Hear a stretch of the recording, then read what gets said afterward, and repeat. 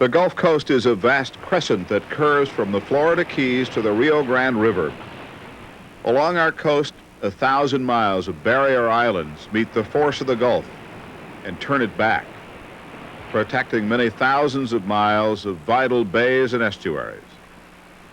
Since history began for coastal Americans, these protected inland waters have been rich in marine life. Millions of us choose to live here, near the industries that are made possible by the Gulf and our inland waters. Industries that include billion-dollar energy corporations and mom-and-pop bait and tackle dealers, huge manufacturers and small boat operators, big real estate concerns, and little building companies.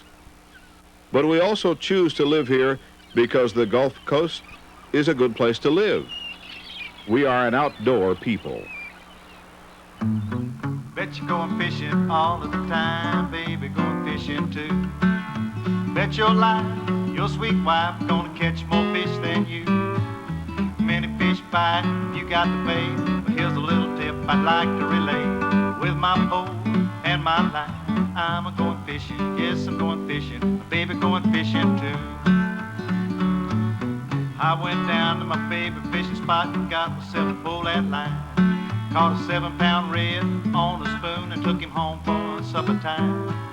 Many fish bite, you got the bait, but here's a little tip I'd like to relate. With my pole and my line, I'm a-going fishing, yes, I'm going fishing, baby, going fishing too. The quality of our outdoor life and that of our children is endangered by growing problems along the Gulf Coast. We can solve those problems if we make our voices heard.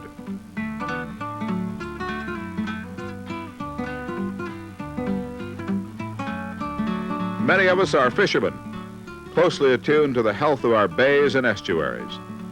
We have been aware for years that two of our great coastal fish, redfish and speckled trout, were being systematically eliminated from our bays. Reds and specks. These two fish are an excellent reason why we make our homes here. But they're also world-class game fish that attract Americans from all regions of the country to our coast. Texas fishermen and their families were among the first to feel the impact of the disappearing redfish, although the problems were evident all along the Gulf Coast.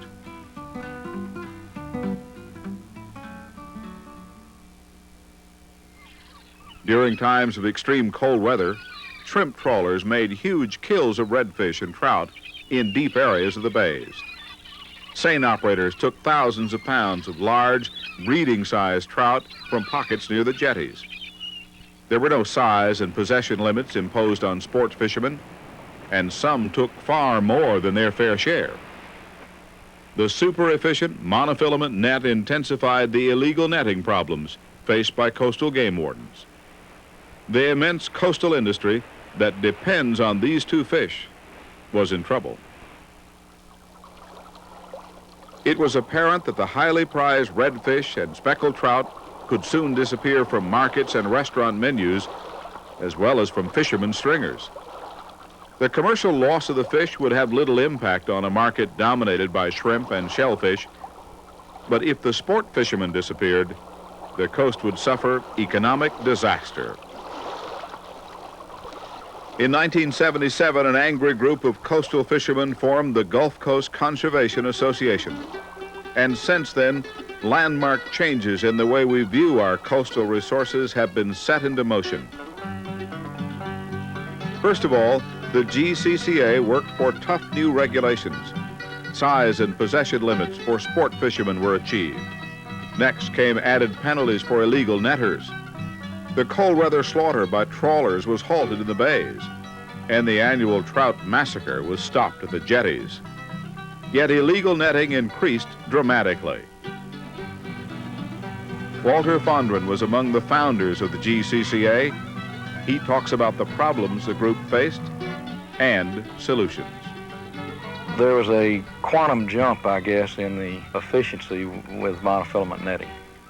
And I think you can even look at the landings in Parks and Wildlife data and see when they started using monofilament nets. Due to its not being very expensive and being highly efficient, just may have been the straw that broke the camel's back. The biggest thing that the GCCA needs to accomplish is to really make people aware of what kind of resource that recreational fishing is.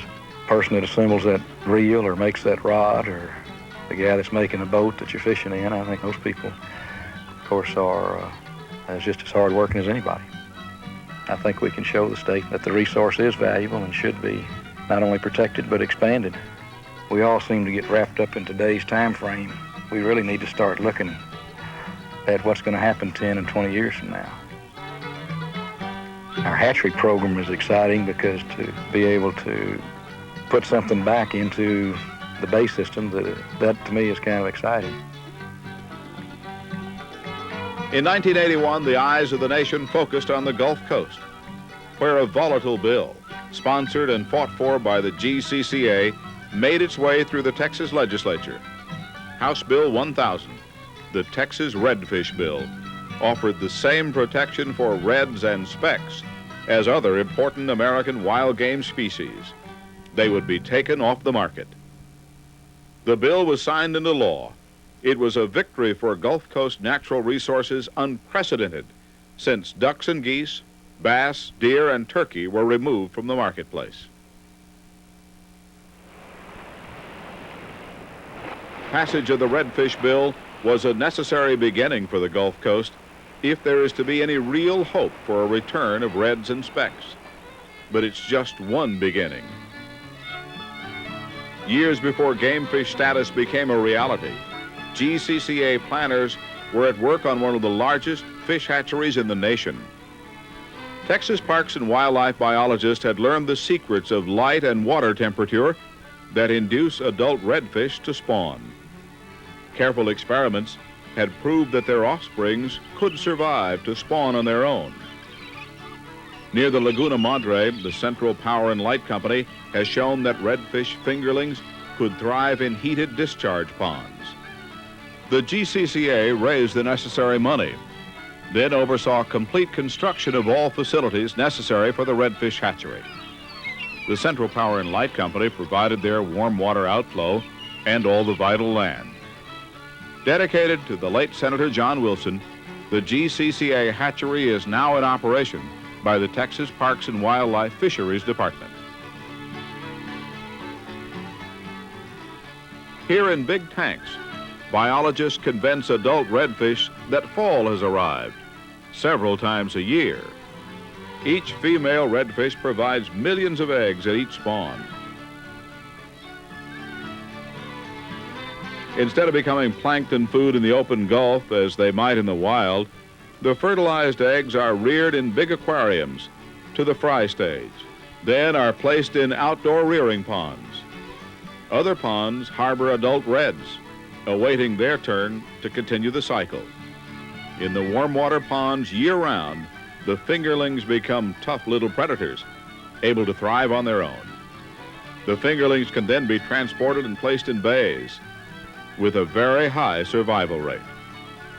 The little redfish will grow as much as an inch a month, soon becoming game fish, world-class game fish that help make the Gulf Coast a great place to live for an outdoor people. And one day, many more adult reds will make their way to the open Gulf to continue their age-old cycle on their own.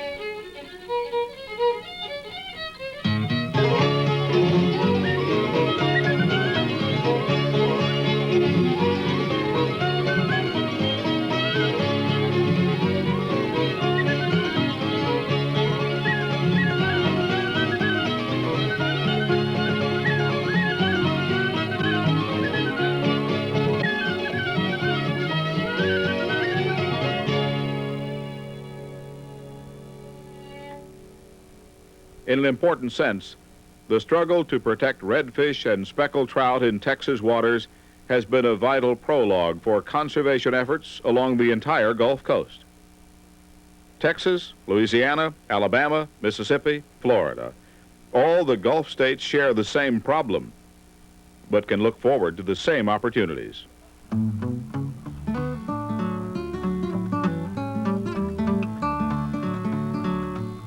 Bet you're going fishing all of the time, baby, going fishing too. Bet your life, your sweet wife, gonna catch more fish than you. Many fish bite, you got the bait, but here's a little tip I'd like to relay. With my pole and my line, I'm a-going fishing, yes, I'm going fishing, baby, going fishing too. The Alabama chapter of the GCCA has taken substantial steps to safeguard that Gulf Coast state's redfish. In a unique swap of natural resources, Alabama, with GCCA cooperation, has restocked the eastern wild turkey in Texas. In return, Texas redfish fingerlings will replenish the Alabama redfish population. The end of the story is really a new beginning. You can make your voice heard as a member of the Gulf Coast Conservation Association.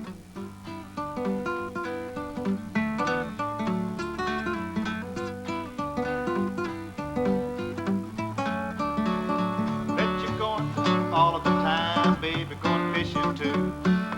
Bet your life, your sweet wife, gonna catch more fish than you. Many fish bite, you got the bait, but here's a little tip I'd like to relay.